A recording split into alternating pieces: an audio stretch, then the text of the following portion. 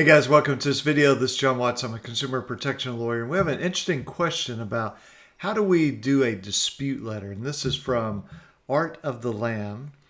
And he says, when I write my dispute letter, does it matter if I use a pen or pencil?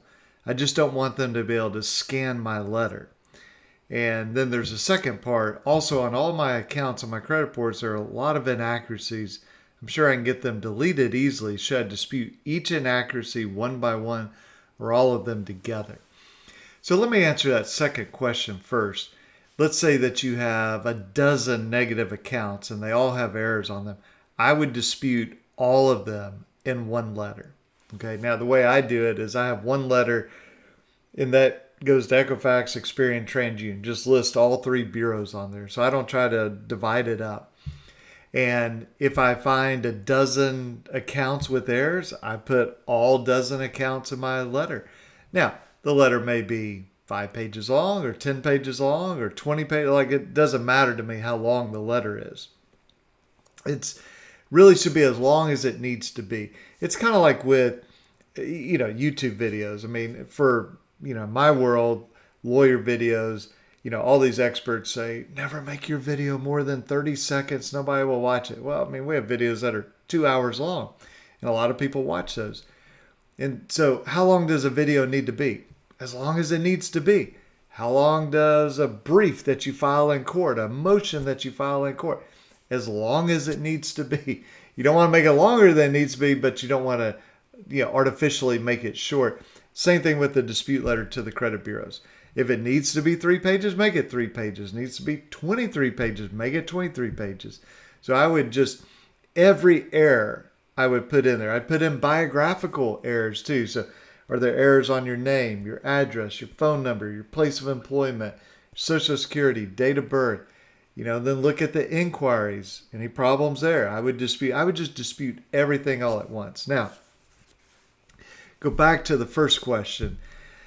Should I use, or does it matter if I use a pen or pencil?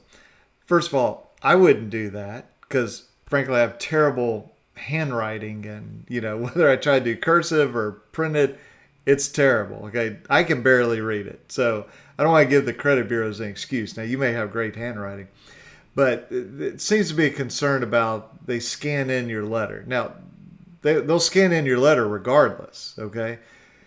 I think what you're really getting at is, are they going to do it in a way that it'll be OCR'd so they can read it? I'll just tell you this. I wouldn't spend any time worrying about that. Okay? Now, if you can handwrite a letter faster than you can type it, okay, then do that, and just scan it in, make some copies, print some copies, mail those out. But if we're doing legitimate disputes, in other words, there are true errors. So it could be missing information, could be contradictory information, could just be flat out wrong information. True errors, we identify the account we're disputing. We identify the specific error, make it clear what we want them to do. I don't care if they're scanning it, they're not scanning it, because there's only a couple possibilities. For each thing that I dispute, they can delete it. That's fine. They can fix it. That's fine. Or they cannot fix it and not delete it, and then I'm going to sue them. So I don't really care. Are they scanning it in? Are they really that?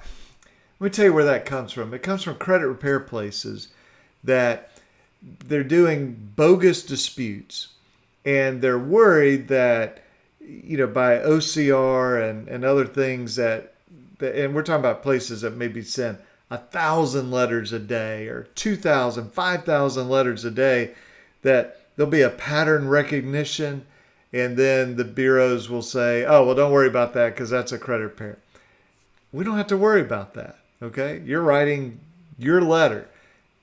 Don't give it any thought. This is my suggestion. Don't give it any thought about whether they're scanning it, not scanning it. It's just unimportant in my view. So I would spend all of my time focused on identify the errors, make a very, very specific dispute letter, and I make it very clear what the problem is, how I want them to fix it.